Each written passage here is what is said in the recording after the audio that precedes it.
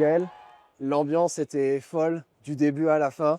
C'était comment à vivre pour toi? Ouais, c'était vraiment bien, c'était incroyable. Je remercie vraiment tout le monde, hein, que ce soit la communauté française qui était là et c'était vraiment cool, mais les Australiens, c'était vraiment cool. C'était un match avec une ambiance de dingue et franchement, c'est cool. Ouais, c'était équilibré de côté. C'était ton 20e Open d'Australie. Qu'est-ce qui te revient en mémoire à la fin, peut-être justement après la balle de match? Il y a des choses qui te reviennent en mémoire?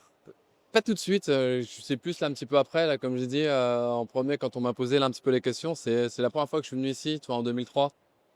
Pour moi, ouais, c'était fou quoi, de venir à l'Open d'Australie. C'était la première fois que je quittais l'Europe. Donc, c'était juste fou, quoi, vraiment. Et donc, de voir comment le stade, il a changé aussi depuis toutes ces années. Euh, voilà, j'ai eu beaucoup de chance et franchement, je suis hyper content. Tu as profité du coup d'un dernier instant pour pouvoir regarder. Et après, ton prochain grand chelem, c'est Roland-Garros en France. Tu t'attends à quoi là-bas? Écoute, je sais pas. Je sais pas, mais je me dis que déjà là, c'était bien chaud. Donc, je me dis qu'à Paris, ça va être extraordinaire. Ça va être beaucoup plus dur.